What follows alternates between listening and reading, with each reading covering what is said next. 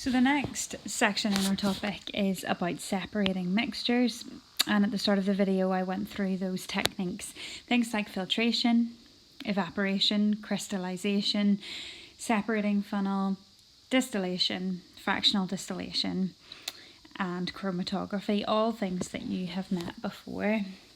And a mixture, as just a reminder, is defined as two or more substances mixed together, but they are not chemically combined, and so that means they are quite easy to separate. And the method that we choose to separate a mixture will depend on its properties, and we'll see that throughout our different techniques.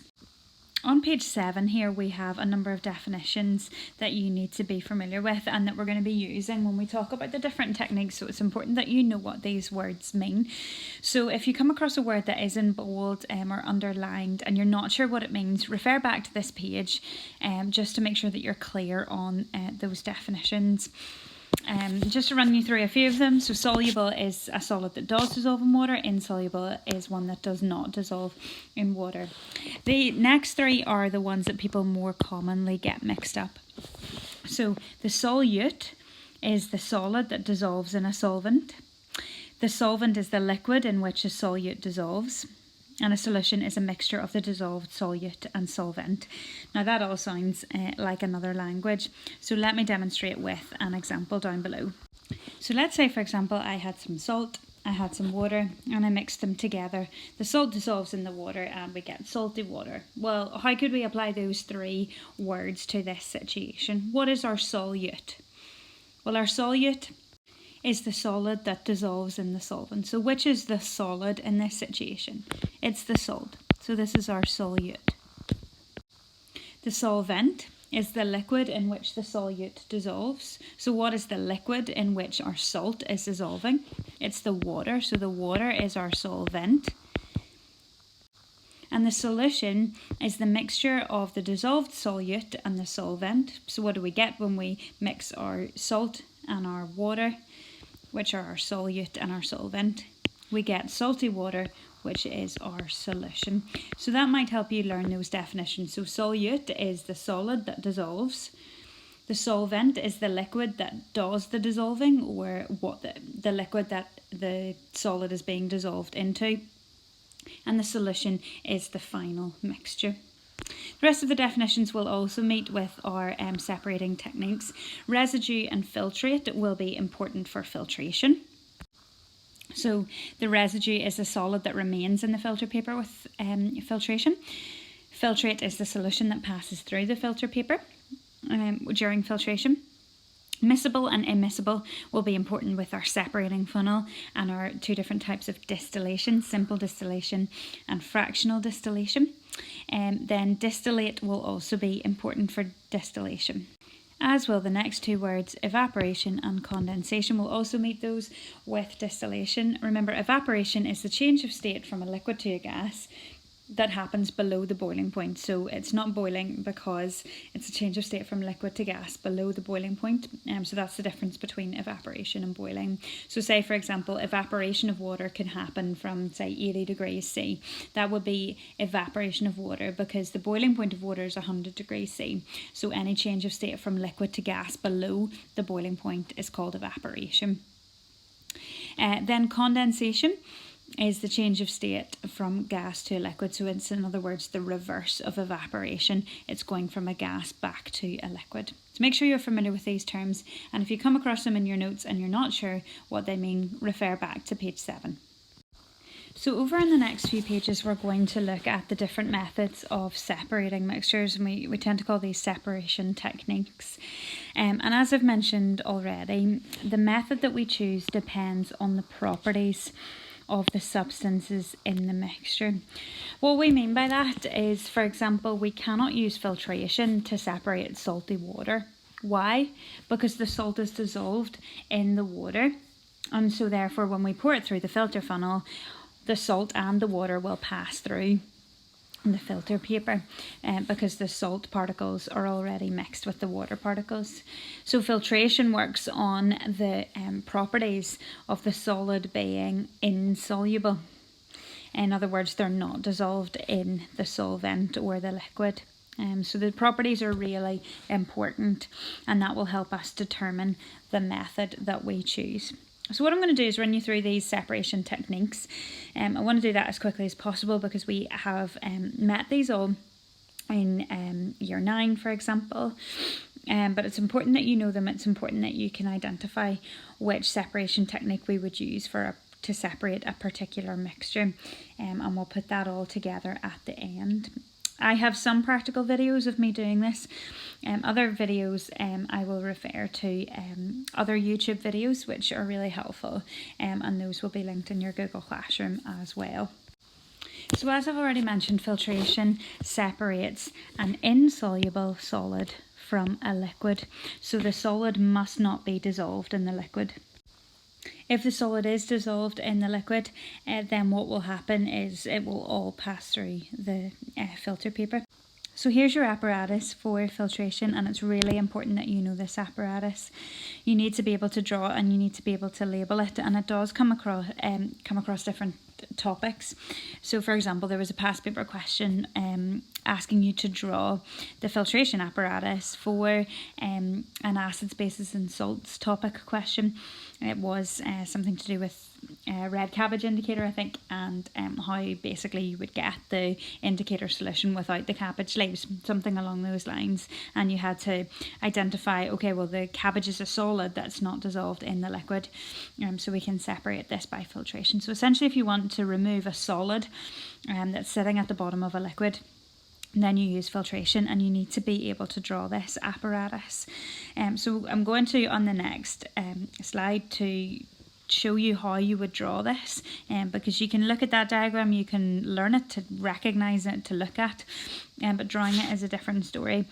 So what I would suggest is get a spare piece of paper, maybe in your blue book or something, and draw this along with me. So when you're drawing apparatus diagrams, it's really important to draw them in pencil and to use a ruler to make sure that they are nice and neat. So when drawing the apparatus for filtration, I would tend to start with a conical flask first. It's easier then to draw your filter funnel in that afterwards. So the conical flask is the piece of apparatus that will collect your solution that passes through the filter paper. So draw your conical flask. I would tend to draw the neck first. So maybe watch me draw it and then try it yourself. So then we would draw the body of the conical flask. You can draw that as a diagonal line going down to the left, slightly curved at the bottom, but don't worry if it's not. And you want it roughly symmetrical, so the two sides are going out at the same angle, and that will be easier to do with your ruler, so remember to use a ruler for this. Okay, so there's your conical flask, that's what's going to collect our solution. I would then tend to draw my filter funnel next. So I would draw that by drawing a straight diagonal line, making sure it touches the neck. And when it's just past the neck, then stop your line and draw a straight line down into the conical flask. So you can see the neck of the filter funnel is being supported by the conical flask. Then draw another straight line up, and that's almost your spout of the filter funnel, and then draw it back out. And if it doesn't quite meet the conical flask, you can just make that meet like that. So that is your filter funnel. Let's label this so we can keep a track. So we've got our conical flask. We always label an apparatus diagram. So each piece of apparatus must have a label on it. Yes, we kind of have a universal symbol for each piece of apparatus, but it must be labelled to show what each thing is. And then this is the filter funnel. So that is the filter funnel. Inside the filter funnel, we must have a piece of filter paper. And how I would tend to draw that is simply by doing a V inside your filter funnel. So if I just draw a straight line down and then back up again, that is your filter paper. So it almost looks like a bubble writing Y, but without the edges filled in, and it's important that it is open at the top, that you don't have it closed off at the top, because that means I've no space to pour my mixture in. So this is the filter paper. And that's your apparatus diagram done. There's only really 3 pieces of apparatus: your conical flask, your filter paper and your filter funnel. But the other 2 things that are labelled in your other diagram are your residue and your filtrate. Again, those are 2 definitions that we've met already. But the residue is the solid that gets trapped in the filter paper. So this is just showing where these your solid would get trapped and where your liquid would pass through. So the general name for the solid that gets trapped in the filter paper is called the residue. And the general name for the liquid that passes through the filter paper is called the filtrate. So if, for example, you were separating a mixture of sand and water, your sand would be the residue and your water would be the filtrate. So your sand is the solid that's trapped in the filter paper, so it's called the residue, and the filtrate is the liquid that passes through, and so that in this case it would be the water in that mixture. So on the next slide I'm going to show you a video of me carrying out filtration. If you're still not confident with filtration after that, you can watch the free science lessons video on YouTube on filtration. So just make sure you're confident in drawing that apparatus diagram, and maybe take a blank piece of paper now and try and draw it without looking at that. Make sure you're confident in drawing it neatly in pencil with a ruler, and labelling it carefully. Okay, in this video I'm going to show you simple filtration, which you've used many times before. So for this we need a filter funnel, we need a piece of filter paper, and we need a conical flask. So in my beaker here I've got a mixture of sand and water, and sand is insoluble in water, so you can see it's just sitting here at the bottom. So if I wanted to separate sand and water, which is an example of a mixture of an insoluble solid and a solvent or a liquid, then I use filtration. So I'm going to fold my piece of filter paper here, fold it in half and then half again. And then I'm going to take one of the edges off to the side just to make a little cone with it almost, and pop it into my piece, or into my filter funnel. Okay, I'm going to put my filter funnel into my conical flask so the liquid that passes through will be collected, and it's a simple case of pouring my mixture through the filter paper.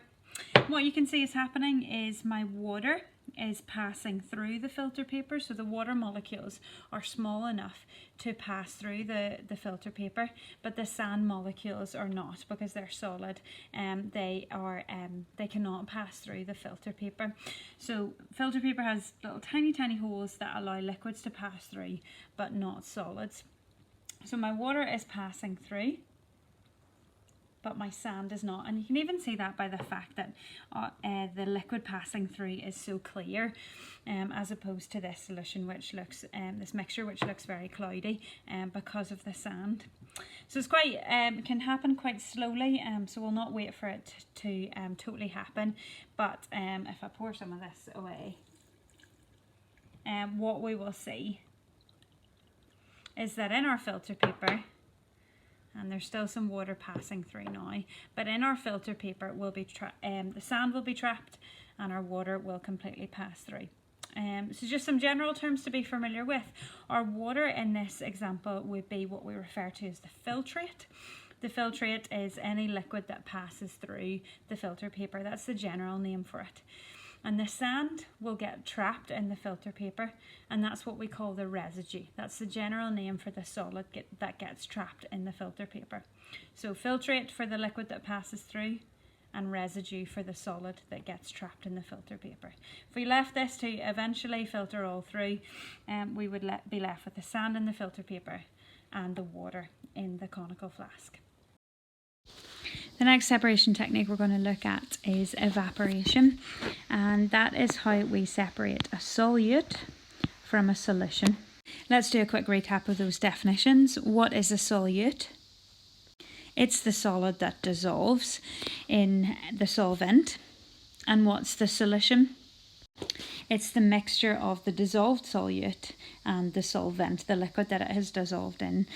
So for example, we can use evaporation to get salt from salty water, because the salt is the solute and the salt solution is obviously the solution. Now the problem with this is that we lose the solvent, so we cannot use evaporation to collect the solute and the solvent. So the solvent will evaporate off, and that will leave the solute behind. So if you want to collect the solvent as well, you cannot use evaporation. So if you want to make a note of that, you can. Again, you need to be familiar with this apparatus. So I'm going to run you through that diagram now. But what you can see in just even from your apparatus diagram is that we heat the solution, and as we heat the solution, the solvent will have a lower boiling point, a much lower boiling point than the solute. And so when we heat it, the solvent will boil or evaporate off, and that will leave the solute behind, so that will leave the salt behind. So I'm going to take you through drawing this apparatus diagram, and then I am going to show you how this works in the lab. So again, make sure you use a pencil and a ruler with this, and again, perhaps practice drawing this along with me so that you're confident in doing this if you were asked to do so. So with evaporation, we're using heating apparatus, so you need a heat-proof mat at the bottom. Again, this is the first thing that should be drawn with a ruler. Okay, so that's your heat-proof mat. Again, make sure all pieces of apparatus are labelled. Next thing I would draw would be your tripod, and I would draw that again using a ruler by drawing a diagonal line up, just slightly diagonal, then a horizontal line across, and then a diagonal line down. So it's always 2D diagrams, so a tripod would obviously have 3 legs, but I don't want to draw a 3D diagram. It's always 2D diagrams, just like you've been doing since the very start of your science lessons back in year 8. So that is our tripod. What do we put on top of the tripod? We put our gauze to make sure our evaporating basin doesn't just fall through the gap in the tripod. We tend to draw a gauze by doing little X's. Sometimes you'll see them drawn as just straight lines across, but that's not the best diagram for a gauze. So do them as little X's, and again label them as gauze, which is G-A-U-Z-E. Next, we draw our evaporating basin, which is essentially just an open, shallow bowl. So it just looks like that. So it's not too deep as such, and it remains open at the top. So we label that evaporating basin. And that's where we pour our solution. So you can draw in the line of your solution if you wish. And that is your solution that you're trying to separate out your solute from. Remember, when we heat it, the solvent will evaporate off and we'll be left with our solute. And how do we do this? We heat this generally with a Bunsen burner. You don't need to draw a complicated diagram for a Bunsen burner. How we represent that is just by an upwards arrow going up towards your evaporating basin, and in capital letters write the word heat. So that's your apparatus for evaporation. You need to be confident in drawing and labelling that. So give yourself a little bit of practice in that. Now I'm going to show you a video on how we carry that out in the lab. And again, if you're still not confident in this, then watch the free science lessons video on evaporation. Okay, so the separating technique I'm going to show you now is called evaporation, and we use it to separate a soluble solid from its solution, or from the solvent that it's dissolved in. So what I have here is a solution of salty water. You can't actually see the salt in it because it has dissolved, and that shows us that a separation technique of filtration would not work because the salt is mixed with the water. So if we were to pour this through a filter, the salt particles would pass through as well, so it wouldn't separate my salt from my water. If you see some steam rising, that's just because I've used some boiling water to prepare this solution. So what I'm going to do is pour a little bit into an evaporating basin. I'm just going to pour a small amount so that we can see this happening. Okay, and I'm going to put it over a Bunsen burner on a tripod and a gauze. Set it on top of the gauze, and I'm going to light the Bunsen burner. Okay, so I'm going to keep my flame on this one about half open, half closed, just so that it's hot enough to heat my solution, but it's not the fully roaring flame. That's the one we use for solutions and liquids. So as I heat this, it'll take a minute to start heating up, but as I heat this, the water from the solution will start to evaporate, but the salt particles will be left behind. And that's because water has a boiling point of 100 degrees C. So when it reaches 100 degrees C, it will evaporate. It will turn into a gas and evaporate off. But the salt particles will have a much higher boiling point, even a much higher melting point. So they will not even melt, never mind evaporate off as well. So we'll leave this going for a little minute. So we can start to see the water evaporating now. The solution is bubbling, which means that we're forming a gas, and that's just simply the water evaporating and forming steam. So the water is starting to evaporate off, but it will be leaving the salt particles behind. If you can notice, look very carefully around the rim of the solution, you can start to see salt particles forming there. So here we have a time-lapse video of the rest of the solution being heated up and the water evaporating. So you can see the water evaporating here, and this is not real time, this is sped up, and you can see we're just left with the salt particles at the end. And here we have the final product, which is just our salt that we are left with. So evaporation can be used to separate out a solute from a mixture, from a solution. But the problem is that we lose the solvent. So obviously when we heat the mixture, the water is evaporating and it evaporates off into the air, into the atmosphere around it. So we can't collect the water as such. At the end, the only thing we have collected is the solute, which in this case are the salt particles. Before we move on to our next separating technique, let's look at how a combination of filtration and evaporation can be used to separate a mixture of sand and salt.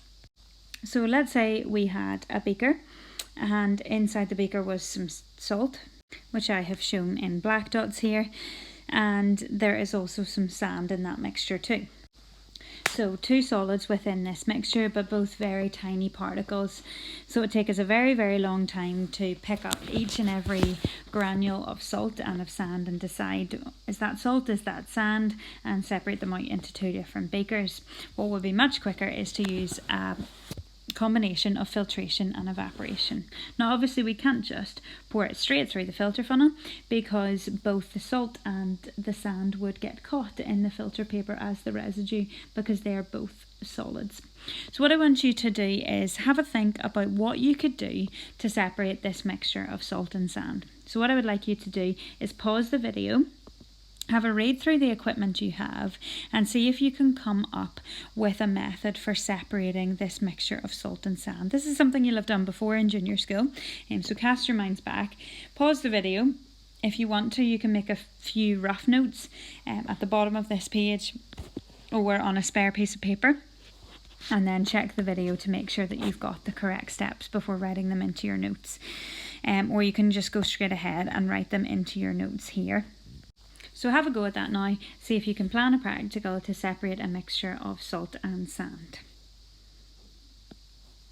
Okay, so let's have a look at your method and see if you've got all the correct steps. Again, if you haven't had a go at this, please pause the video and try it yourself before watching the video. So the first thing we need to do is place the mixture in a beaker and half fill it with warm water. What will that do? Well, that's going to dissolve the salt, but not the sand, because salt is soluble in water, but sand is insoluble in water. So if you want to add that as a side note, then you can. What will we do then? Well, just to ensure that all the salt dissolves, what we're going to do is stir it with a glass rod. You'll notice that on your equipment list. So we're going to stir with a glass rod, and that is to ensure that all the salt dissolves. What will we do then? Well, at that stage, when you're writing a method and you're not sure how do you get to the end, just always think, well, what do I have at this stage? Well, in your beaker, you're going to have your salty water because the salt has dissolved. So at this stage, you have salty water. You obviously don't need to draw this in to your method summary, but just if you're thinking at this point, oh, I don't know where to go next, think about, well, what do I have and how do I separate that? What do I have? How do I separate that? What do I have? How do I separate that? That's how you should go through your method and determine your steps. So start with a glass rod. We've got salty water because all of the salt is dissolved in the water that we added, and then we've got the sand at the bottom. So how do I separate that? Well, the sand hasn't dissolved, it's insoluble, and so what we can do is use our filtration to get the sand out, because the sand will get caught in the filter paper. So at this stage we're going to filter the mixture. If you filter it into a conical flask, then that will be there to collect your solution. So again, I might ask myself, well, what do I have at this stage? So what do I need to do next? So excuse my shocking diagram, but let's think about what we would have after our filtration. So we've poured our mixture through the filter funnel, and the sand will have got caught in the filter paper, and our salty water will have passed through. So our salty water will have passed through. So we've separated our sand out now, so what we've got here is just simply sand. There shouldn't be any salt mixed with it as long as all of the salt dissolved in the water. So how then can we get our salt from our salty water? So again, if you have a think about what have I got now, then it's easier to see, well, where do you need to go next with your method? So at this stage I want to use evaporation to separate out my salt from my salty water, my solute from my solution. And so I need to pour my filtrate, which is my salty water, into an evaporating basin.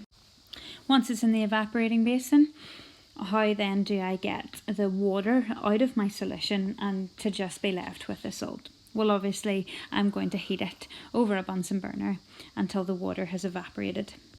So that is your final step, heating the solution over a Bunsen burner until all the water is evaporated, and you should be left with just the salt in the evaporating basin after the water has all evaporated off. And if you were asked to do an apparatus diagram for your final step, that would be it there, obviously with pencil and a ruler, and each of your pieces of apparatus labelled. But you can see there you've got your heatproof mat, your tripod, your gauze, your evaporating basin. Inside the evaporating basin is your salty water that is heated with a Bunsen burner until all the water has evaporated off. So over in the next page you're asked a couple of questions. First of all, why can a combination of filtration and evaporation be used to separate a mixture of salt and sand? Well, think back to what was your first step. What did we do first of all? We added water to the mixture. And if both the salt and the sand had dissolved, this wouldn't have worked, because then when we poured it through the filter paper, both the salt particles and the sand particles would have passed through with the water if they were both dissolved. So this combination of filtration and evaporation works because salt is soluble in water and sand is insoluble in water. So it works on the principle that salt and sand have different properties. Salt is soluble and sand is insoluble. The next question asks why you need to use hot water, and it really should say at the end to add to the beaker containing sand and salt, not sand, salt and water. So you can score that out and just write salt and sand so that makes a little bit more sense. So why do you need to use hot water is the point of this question, and the point of using hot water and stirring is to ensure that all the salt dissolves, because if all of the salt doesn't dissolve, then there will still be salt particles mixed in with the sand when you filter it.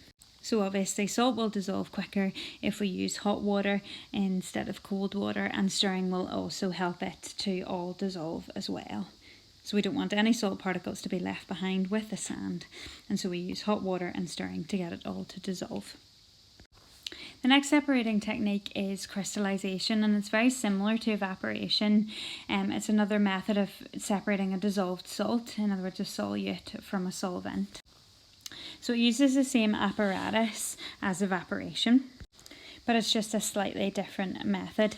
And this is if we want crystals of the solute as opposed to just a solute in any form. So for example, with evaporation, if we use that to get salt from salty water, we would be left with very fine salt particles.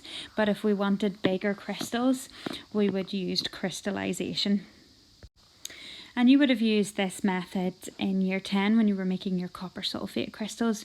So at the point where you had your blue solution of copper sulfate in a beaker, you would have poured this solution into an evaporating basin and heated it gently over a Bunsen burner until your solution was at about half volume. In other words, you had evaporated off about half of the solvent. So that's what crystallization is all about. Essentially, it's a slow version of evaporation. So if you look carefully at the method, you're heating the solution to boil off some of the solvent. So you're boiling off some of the solvent until it's about half volume. And you might want to make a note at the side that this is done in an evaporating basin. This creates what we call a saturated solution. A saturated solution is a solution in which no more solid can dissolve at that particular temperature. So if you think about dissolving sugar in a cup of tea, the saturated solution is when you've got the maximum amount of sugar, because you'll get to a point where you keep adding sugar, and some of it will sit at the bottom. No more can dissolve, and that's what you call a saturated solution if no more solute can dissolve in the solution. You then leave your saturated solution to cool, and as it cools, the solute becomes less soluble. So again, think about your cup of tea. Less sugar would dissolve in a cold cup of tea than in a hot cup of tea. So as a result then, your solute will crystallise out of solution, and then if you still have some solution left, you can filter off the remaining solution using your filtration, and that will leave you with the crystals in the filter paper. So in terms of leaving the saturated solution to cool, I would just add a note there that you can just leave the evaporating basin on a windowsill. So you're leaving the evaporating basin on a windowsill to cool slowly, and then the crystals will form. So essentially a summary of this method is to pour your solution into an evaporating basin, heat the solution to boil off some of the solvent until it's about half volume, and then leave the evaporating basin on a windowsill to cool and crystallise slowly. And then if you still have some solution left, you can filter that off using filtration.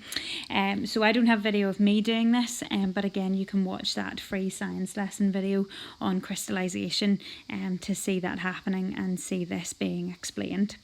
But again, just remember, this is like evaporation. It's just basically a slow version of evaporation where we don't evaporate all of the solvent off at the time, and we evaporate off about half of it and then leave the rest to cool and crystallize. The next separating technique that we're going to look at is a separating funnel. And a separating funnel can be used to separate two immiscible liquids. Immiscible means liquids that do not mix. So for example, we could use this to separate oil and water, because oil and water do not mix. So basically what you do is you pour your mixture into your separating funnel, and you can see that the two layers separate out because they do not mix well together. So you can see in this example the oil is the top layer. That means that it is less dense than water. So the less dense layer is on the top and the more dense layer is on the bottom. You can see that you have got a tap here. And so essentially when you want to separate them, the two layers, you will need to remove the stopper. Otherwise nothing will flow because there's no air. No air can get through to replace the liquid that you have removed from the other end of the separating funnel. So you have to remove the stopper first and then open the tap until the water has run off. So you can imagine the water will run off through the tap if it is open, and then you close the tap when you're just about to move on to the oil, the second layer. You close the tap and use a separate beaker to run off the top layer into. So this is something you may or may not have seen before, and just to show you this, I've got a video of me carrying this out in the lab. So with this separating technique, we're going to be separating a mixture of two immiscible liquids. That means two liquids that do not mix. So in this beaker I've got a mixture of oil and water. Oil is the top layer and water is the bottom layer. This is what we call a separating funnel. You may or may not have seen this before. And this allows us to separate two liquids that do not mix, two immiscible liquids. I'm just going to close the tap for now. So here we've got a tap, this is open and this is closed.